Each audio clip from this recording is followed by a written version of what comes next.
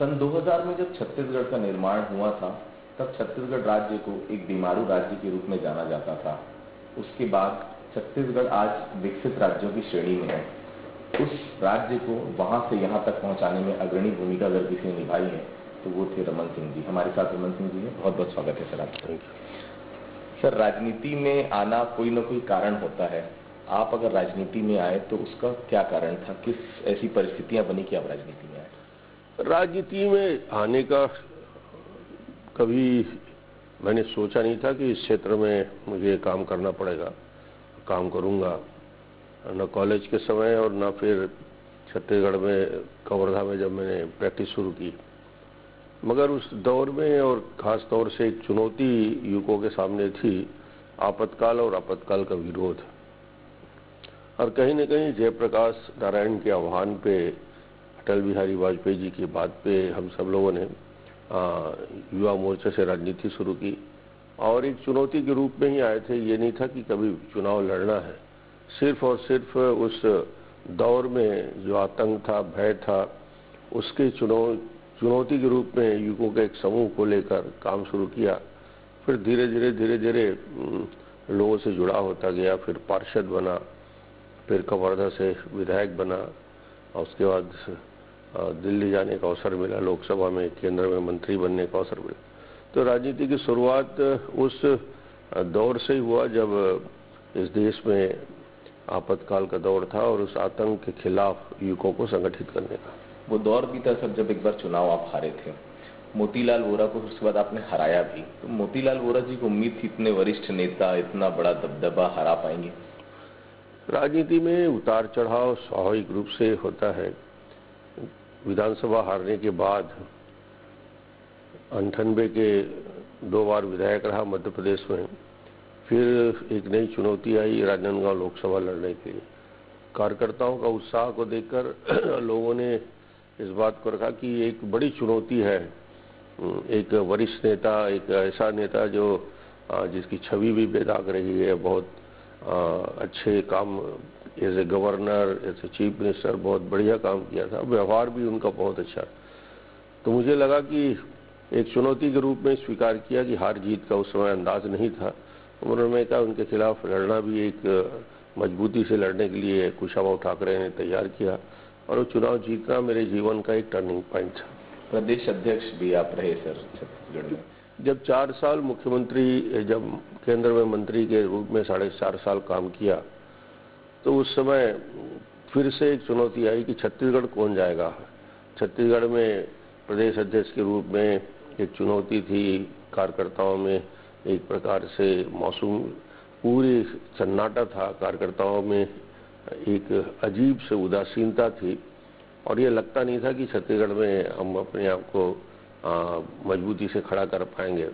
तो केंद्रीय नेतृत्व ने फिर चुनौती दी और उन्होंने कहा कि वहाँ जाके काम खड़ा करना है और यहाँ आया। छत्तीसगढ़ के कार्यकर्ताओं से मिलकर छत्तीसगढ़ के संगठन को गतिशील बनाने का काम किया और फिर 2003 में सरकार बनी। जब आप मुख्यमंत्री बने सर, उसके पहले भी अगर मैं बात करूं, छत्तीसगढ़ में बृजमोहन अग्रवाल बहुत बड़े नेता माने जाते थे। वहीं पर अजीत जोगी भी काफी बड़े कद्दावर नेता रहे यहाँ पर। कैसे उस समय लगा कि उनसे बेहतर मैं कर पाऊंगा? क्योंकि चैलेंजेस बहुत रहे होंगे जब आप मुख्यमंत्री बने होंगे। देखिए, दोनों स्थिति थी। उस समय बहुत वरिष्ठ नेता दिलीप सिंह जूदेव का नाम सबसे ऊपर था, जो उस दौर में नेतृत्व कर रहे थे। रमेश बैस जी हमारे सीनियर लीडर थे जो उस क्षेत्र में काम कर रहे थे। लोकसभा नंद कुमार साय जैसा नेता थे। सबके साथ मैं कहीं न कहीं ये बात मानता हूँ कि रमेश बैस जी हो, चाहे दिलीप सिंह जूदेव जी हो, चाहे साय जी हो, मैं उन सबसे न्यू कमर था, नया था और उन सबके सहयोग से, उन सबके साथ मिलकर छत्तीसगढ़ के संगठन को गतिशील करने का अवसर मिला। और राजनीति यही है सामंजस्य का कि आप फिर दायित्व मिलता है और सब मिलकर काम करते हैं तो सफलता मिलती है। 15 साल आप लगातार मुख्यमंत्री रहे सर। जब 2000 की अगर मैं बात करूं तो उस समय 3 राज्य बने थे, झारखंड, उत्तराखंड और छत्तीसगढ़। उन दोनों राज्यों से कंपटीशन भी था क्योंकि तीनों राज्यों उसी समय अटल बिहारी वाजपेयी जी ने बनाए थे। उन सभी राज्यों से आज बेहतर है छत्तीसगढ़। क्या उम्मीद उस समय थी और किस तरह से विजन लेकर चले थे कि छत्तीसगढ़ को यहाँ तक पहुँचाएंगे? छत्तीसगढ़ को यदि समग्र रूप से देखा जाए तो इसको मैं दो हिस्से में देखता हूँ छत्तीसगढ़ को। एक छत्तीसगढ़ 2003 का, 2003 के पहले का और 2003 के बाद का छत्तीसगढ़। 3 के छत्तीसगढ़ में कहता हूँ तो एक लंबा शासन का काल मध्य प्रदेश के दौर में, जब छत्तीसगढ़ हिस्सा था, दिग्विजय मुख्यमंत्री हुआ करते थे, 10 साल के मुख्यमंत्री, उसके बाद 3 साल यहाँ फिर आया, उसके पहले भी कांग्रेस की सरकार मध्य प्रदेश में थी। वो दौर छत्तीसगढ़ का, ऐसा छत्तीसगढ़ जो पूरी तरीके से उपेक्षित रहा, जहाँ विकास की सारी संभावनाएं समाप्त कर दी गई, जो पिछड़ा राज्य कहलाता था, गरीब राज्य कहलाता था। पुअर इंफ्रास्ट्रक्चर इस छत्तीसगढ़ में था, सड़कें नहीं थी, बिजली नहीं थी, अंधेरा था चारों तरफ, और लोगों के अंदर निराशा थी। किसान पलायन करने लगा था बड़ी संख्या में, लाखों की संख्या में लोग पलायन करते थे। बड़ी चुनौती छत्तीसगढ़ में ये थी कि छत्तीसगढ़ के पलायन को कैसा रोका जाए, छत्तीसगढ़ के जो संसाधन है उसका छत्तीसगढ़ के लिए उपयोग कैसे किया जाए, और एक छत्तीसगढ़ को, एक स्वाभिमानी छत्तीसगढ़, एक तेजी के साथ आगे बढ़ने वाला छत्तीसगढ़, ऐसा एक विश्वास छत्तीसगढ़ के लोगों में पैदा किया जाए। तो ये बड़ी चुनौती 2003 के बाद का कार्यकाल, जो 2018 तक जिसको मैं कह सकता हूँ, छत्तीसगढ़ के लिए ऐसा कार्यकाल था जहाँ इस छत्तीसगढ़ को एक नई ऊंचाई, नई छलांग लगाने का काम किया। एक आत्मविश्वास से भरा छत्तीसगढ़, जो हिंदुस्तान के नक्शे में उभरता हुआ छत्तीसगढ़, एक विकसित छत्तीसगढ़ की एक कल्पना पूरे देश के अंदर हुई, और देश के लोगों ने जाना कि ये छत्तीसगढ़ है जहाँ देश की सारी नई योजनाओं का जन्म हो रहा है। चाहे पीडीएस में हमने गरीबों के लिए करीब 70 लाख परिवारों को जोड़ने का काम किया, 1 रुपये किलो चावल की योजना यहाँ पर शुरू हुई। पेडी प्रोक्योरमेंट, धान खरीदी की बड़ी व्यवस्था हमने शुरू की। कौशल उन्नयन का बड़ा काम किया। ट्रैवल वेलफेयर डिपार्टमेंट की बड़ी योजना, कहाँ 10,000 करोड़ का बजट था जब मैंने शुरुआत किया, 8,900 करोड़ का, कहाँ 90,000 92,000 करोड़ की बजट में हम आए। सड़कों का जाल बिछाने का काम, 30,000 किलोमीटर अतिरिक्त सड़क बनाने का काम सिर्फ और सिर्फ प्रधानमंत्री ग्राम सड़क योजना और मुख्यमंत्री ग्राम सड़क योजना में हुआ। नेशनल हाईवे, स्टेट हाईवे के सड़कों का जाल बिछाने का काम किया। बिजली की स्थिति थी कि बिजली का ग्रामीण क्षेत्र में इतना कम वोल्टेज रहता था, बिजली गांवों में पहुंची नहीं थी, अंधेरा था, 4-4 5-5 घंटे की कटौती होती थी। हमने इस स्टेट को बिजली में पावर सरप्लस किया। 22,000 मेगावाट पावर का जनरेशन छत्तीसगढ़ कर रहा है, सरप्लस बिजली है। दूसरे राज्यों को भी हम बिजली दे रहे हैं। आखिरी गांव तक बिजली पहुंचाने का काम, हर व्यक्ति तक कनेक्शन कैसे पहुंचे, इसके लिए हमने काम शुरू किया। तो एक नए दौर में छत्तीसगढ़ पहुंचा, जहां 16 जिले का छत्तीसगढ़ 27 जिलों का छत्तीसगढ़ बना, नए तहसील बने, नए क्षेत्रों में पंचायतों का हमने अलग अलग क्षेत्रों में विकास के लिए योजनाएं बनाई। और आज मैं कह सकता हूं बस्तर से लेकर सरगुजा तक ऐसा इंफ्रास्ट्रक्चर जो एक नए राज्य के लिए सपना था। मेडिकल कॉलेज 3 से बढ़ के 10 मेडिकल कॉलेज नए हो गए, मेडिकल कॉलेज की स्थापना हुई, नए इंजीनियरिंग कॉलेज आए, ITI, पॉलिटेक्निक कॉलेज हर विकासखंड तक पहुंचाने के लिए प्रयास किया। स्कूल कॉलेज इतने कम थे, इन सारी संख्या में मैं यदि संख्या की बात करूं तो आज उस दौर में ड्रॉप आउट रेट, स्कूल जाने वाले बच्चों का जो सबसे बुरी स्थिति थी, 11% बच्चे स्कूल नहीं जा पाते थे, यानी 11% ड्रॉप आउट था। आज मैं गर्व से कह सकता हूं कि मुझे इस 8 साल की यात्रा में ड्रॉप आउट को 11% से 0.7%, 1% से नीचे लाने में सफलता हासिल। ये देश के लोग इस आंकड़े को देखकर चमत्कृत होते हैं, करते हैं। 2000 में अजीत जोगी को यहाँ पर मुख्यमंत्री बनाया गया था। 3 साल का शासन बहुत अलग तरह का रहा। जब आपको कमान मिली, कैसे एक पेशे से एक डॉक्टर ने नब्ज पहचानी छत्तीसगढ़ की, छत्तीसगढ़ को किस दिशा में लेकर जाना?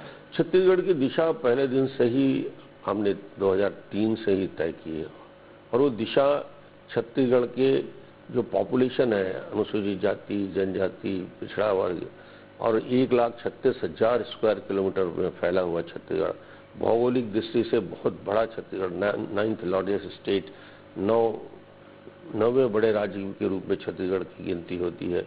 उसके लोगों के बीच में एक आत्मविश्वास पैदा करना चुनौती थी। वित्तीय प्रबंधन सबसे बड़ी चुनौती लेकर आई कि हम अपने आर्थिक संसाधन का उपयोग छत्तीसगढ़ के आम आदमी के जीवन में परिवर्तन करने के लिए कैसे करें।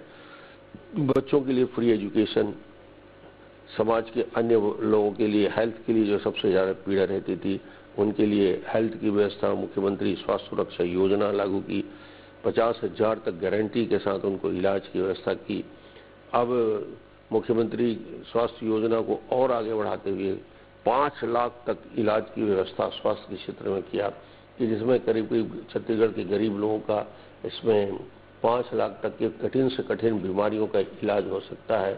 तो उन योजनाओं को छत्तीसगढ़ में उतारने का काम किया। और छत्तीसगढ़ के जो मूल समस्या थी एग्रीकल्चर सेक्टर, धान खरीदी की कोई व्यवस्था नहीं थी। धान के लिए किसानों के लिए इंटरेस्ट रेट 16% 17% हुआ करता था, उसको 0% में लाया। किसानों को 200-300 करोड़ मुश्किल से कर्ज लेते थे सहकारी बैंक से, आज 3,800 करोड़। किसानों को स्वावलंबी बनाने के लिए 7,500 यूनिट उनको निःशुल्क बिजली देने का काम किया।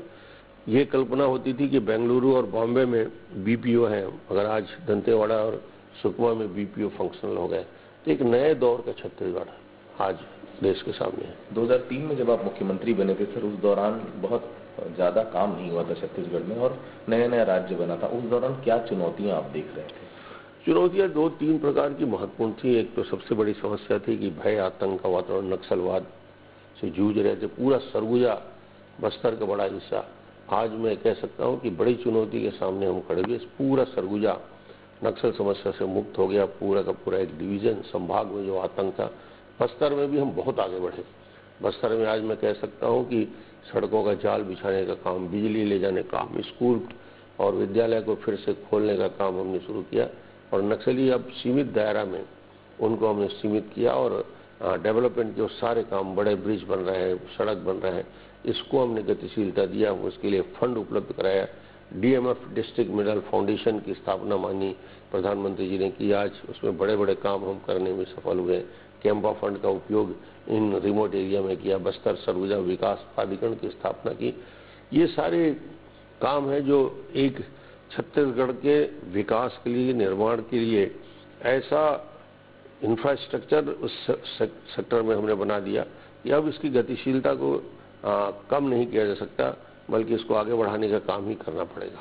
सर, राजनांदगांव में जब नक्सली हमला हुआ था, जब एसपी शहीद हो गए थे, उसके बाद 76 जवानों की शहादत हुई थी और उसके बाद 25 मई 2013 को जब झीरम की घटना हुई जिसमें पूरे कांग्रेस का शीर्ष नेतृत्व खत्म हो गया था, उस दौरान क्या महसूस किया? कहां पर क्या दिक्कत आ रही थी और क्यों इस प्रकार की घटनाएं? वही चुनौती बड़ी थी हम लोगों के सामने, राजनांदगांव हो, झीरम हो, और उसी से सबक लेकर हमने और मजबूती के साथ न केवल पुलिस बल को खड़ा किया, जनता को साथ बेहतर तालमेल किया, अच्छे अधिकारियों की वहाँ नियुक्ति हुई और सब मिला के एक वातावरण का निर्माण हुआ कि नक्सलवाद और आतंकवाद दोनों एक सिक्के के दो पहलू हैं और बिना नक्सलवाद के छत्तीसगढ़ के अंदर और पूरे देश के अंदर जब तक समाप्ति नहीं होगी तब तक ये विकास की कल्पना को हम साकार नहीं कर पाएंगे। दिलीप सिंह जुदेव थे उस समय, सर रमेश बैस जी थे उस समय, नंद कुमार साय जी थे, ब्रिजमोहन, तमाम बड़े नेता थे। उनके रहने के बावजूद भी 15 साल तक एक छत्र राज्य कैसे स्थापित किया? ये विश्वास मैं कह सकता हूँ कि पहला विश्वास तो पार्टी के शीर्ष नेतृत्व ने किया कि मेरे जैसे व्यक्ति को एक अवसर दिया, भरोसा किया और उस भरोसा के साथ साथ छत्तीसगढ़ की जनता को भी मैं धन्यवाद दूंगा। 2003 हो, 2008 हो, 2013 हो, लगातार मुझे अवसर मिला और 15 साल कम नहीं होते किसी राज्य के विकास के लिए और मुझे 15 साल काम करने का अवसर मिला। तो मैं छत्तीसगढ़ की जनता को धन्यवाद दूंगा कि जो हो सकता था, जो बेहतर हो सकता था, सबसे अच्छा करने का प्रयास मैंने किया और मुझे इस बात की तसल्ली हमेशा रहेगी कि जो अवसर मुझे मिला उसका एक एक क्षण, एक एक पल मैंने छत्तीसगढ़ की जनता की सेवा के लिए समर्पित किया और आगे भी जो नए दायित्व है उस दायित्व का पूरी गंभीरता के साथ निर्वहन करूंगा। गांव-गांव जाऊंगा, लोगों से मिलूंगा और विकास के साथ जोड़ूंगा और जहां कमी दिखेगी पूरी ताकत के साथ, विधानसभा हो या विधानसभा के बाहर, पूरी गंभीरता के साथ हम उसके जनता को जागृत करेंगे और जनता को साथ लेकर जहां कमियां होगी उसका विरोध भी करेंगे। बहुत छोटी सी जगह कवर्धा से आप आते हैं सर। जब 2003 में आप मुख्यमंत्री बने थे तब ये लगा था कि देश, छत्तीसगढ़ में देश में सबसे ज्यादा समय तक बीजेपी की मुख्यमंत्री रहने का आपको खिताब मिल पाएगा? 15 साल निश्चित रूप से ये मेरे लिए सौभाग्य का विषय रहा कि ये 15 साल का अवसर मुझे मिला और मैं समझता हूँ कि ये छत्तीसगढ़ की जनता का आशीर्वाद ही है कि मुझे इतना अवसर मिला और मैंने कोशिश भी की बेहतर हो सकता है वो कर सकूँ। चाउर वाले बाबा के पीछे की क्या कहानी है? चावल छत्तीसगढ़ के न केवल हम धान का उत्पादन करते हैं, ये हमारे आर्थिक रूप से मजबूत करता है, बल्कि धान हमारे कल्चर में है, हमारे जीवन पद्धति में है और चावल से छत्तीसगढ़ का एक व्यक्ति जुड़ा है, उसके उत्पादन से, विपणन से। और चावल को छत्तीसगढ़ में सबसे पहले मुझे इस बात की पीड़ा थी कि छत्तीसगढ़ का IMR, छत्तीसगढ़ का MMR, छत्तीसगढ़ का माल न्यूट्रिशन, शिशु मृत्यु दर, मातृ दर, कुपोषण, इसके पीछे कारण क्या है। तो मुझे लगा कि यदि कंदमूल खा रहे हैं, कोदो कुटकी खा रहे हैं, खाने को उनके पास चावल भी नहीं है दोनों टाइम, तो दुनिया भर की दवाइयाँ देने से कोई फायदा नहीं होगा। उनको दोनों टाइम का भरपेट भोजन मिलना चाहिए और इसलिए इस योजना का जन्म हुआ, जिसमें चावल, चना, नमक देकर, ताकि उनके बीच भूख की समस्या का निराकरण हो, पलायन से मुक्ति मिले। और आज मैं कह सकता हूं कि इन योजनाओं का एक पॉजिटिव इफेक्ट हुआ कि छत्तीसगढ़ का IMR, MMR, माल न्यूट्रिशन भी बहुत बेहतर हुआ है। सर 2003, 2008, 2013 सभी चुनाव में डॉक्टर रमन ने नब्ज पहचानी छत्तीसगढ़ की। 2018 में क्या ऐसी बात आ गई जो जनता ने सरकार को नकारा? क्या विधायकों को नकारा या सरकार को नकारा? नहीं, देखिए, विधायक हो या सरकार हो या पार्टी हो, हम सब मिलकर काम करते हैं, किसी एक की तरफ उंगली उठाने की जरूरत कभी नहीं पड़ती। और मुझे लगता है कि कहीं न कहीं भारतीय जनता पार्टी के 15 साल की कार्यकाल में उन्हें इस बात का एहसास हुआ कि हमने काम तो ठीक किया है, मगर जो कांग्रेस ने बड़े बड़े वादे या बड़े बड़े विश्वास प्रकट किए, कर्जा माफी की बात की, 2500 रुपया, तो कहीं न कहीं ये अस्थायी रूप से लोगों के मन में ये भाव आया कि उन्हें ज़्यादा लाभ मिलेगा, ज़्यादा आर्थिक संसाधन कांग्रेस से मिलेगा। इसलिए एक असर छत्तीसगढ़ में दिखा कि हम इतने पीछे रह गए। नहीं तो डेवलपमेंट के नाम से यदि कोई मतदान होता, विकास के नाम से कोई बात होती, तो छत्तीसगढ़ सबसे आगे था। होता है चुनाव में 15 साल में शायद कहीं न कहीं किसी न किसी रूप में कहीं कमियां रह गई होगी, उसको आगे ठीक करेंगे। छत्तीसगढ़ में सर आप वित्त मंत्री, बतौर वित्त मंत्री भी आप रहे, जिस प्रकार के वादे किए गए हैं, चाहे वो कर्ज माफी के हों, चाहे शिक्षा कर्मियों के लिए, चाहे पुलिस परिवार के लिए, तमाम वादों का पिटारा इतना बड़ा है शायद मैं आधे घंटे में आपसे बात भी ना कर पाऊं। आपने वित्त मंत्रालय भी संभाला है, क्या लगता है वो फिजिबल है बातें? देखिए, ये वादे चुनाव जीतने के लिए होते हैं, किए गए हैं। अब इसका क्रियान्वयन कैसे कर पाते हैं, इस पे तो हम खड़ी निगरानी रखेंगे, जनता के बीच उस एक एक वादों को लेकर जाएंगे। और ये चुनौती बहुत बड़ी है। जब आप डेवलपमेंट भी करना चाहते हैं, विकास भी करना चाहते हैं, तो एक तरफ ये संसाधन जुटाने के लिए आप क्या कर सकते हैं ये देखेंगे। लोगों के लिए, युवकों के लिए उन्होंने कहा कि हम भत्ता देंगे, बुजुर्गों को भत्ता देंगे, स्व सहायता समिति के कर्जा माफ कर देंगे। उन्होंने सबसे बड़ा कहा बिजली बिल सबका हाफ हो जाएगा, आधा हो जाएगा।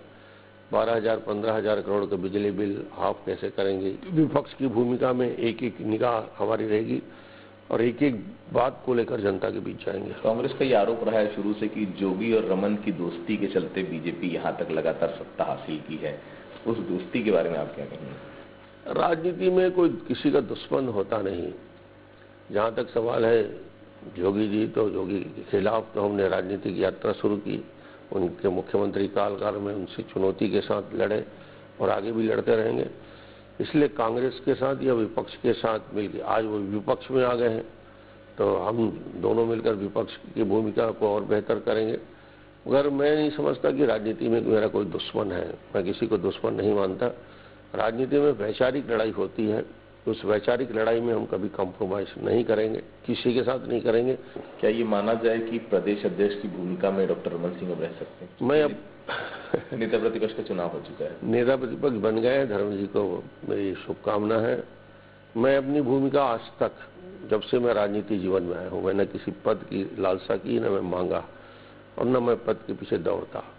मैंने आज तक इस पूरे राजनीतिक जीवन में मंडल अध्यक्ष से लेकर केंद्रीय नेतृत्व ने मुझे जो दिया, जिसके उपयुक्त समझा, उस काम को मैंने पूरी बखूबी किया। आगे मेरी क्या भूमिका हो सकती है, क्या दायित्व हो सकता है, मैंने नेतृत्व के ऊपर छोड़ा है। मेरा जो उपयोग हो सकता है, मंडल अध्यक्ष से लेकर अन्य कोई दायित्व भी करते तो मुझे विधायक के नाते भी मेरी भूमिका रहेगी छत्तीसगढ़ में, या मुझे किस चीज़ के लिए उपयोग समझते हैं, मैंने हमेशा नेतृत्व को छोड़ा। अभी भी मैं अपनी भूमिका में जो केंद्रीय नेतृत्व चाहेगा उस भूमिका में छत्तीसगढ़ के और देश के बीच काम करूँ। एक आखिरी सवाल सर, सबको साधने की खूबी आप लाते कहाँ से हैं? विधायक दल की बैठक में भी मैंने देखा बृजमोहन जी, ननकी राम कंवर, तमाम लोग अलग फ्रंट पे जा रहे थे। इसके पहले भी लगातार जब सरकार चली 15 साल, कई धड़े थे बीजेपी में भी, काफी मंत्री अलग राय भी रखते थे। सबको साध कर कैसे चलते हैं? देखिए, थोड़ा बहुत जब हम राजनीतिक दल में काम करते हैं तो आप अपने बीच भी थोड़ी बहुत अन्य विषयों पे कहीं न कहीं मतभेद होते हैं, मगर वैचारिक मतभेद हो सकते हैं, मनभेद नहीं होना चाहिए। हम सब मिलकर काम करें, अपनी बात को रखने का सबको अवसर मिले और उसके बाद जो नेतृत्व का निर्णय है या संगठन का निर्णय है उसको क्रियान्वयन करें। ये थे हमारे साथ पूर्व मुख्यमंत्री डॉक्टर रमन सिंह जी, जिन्होंने तमाम विषयों पर हमारे साथ अपनी राय रखी। आज के लिए हमारे इस विशेष कार्यक्रम मुख्यमंत्री में बस इतना ही। धन्यवाद।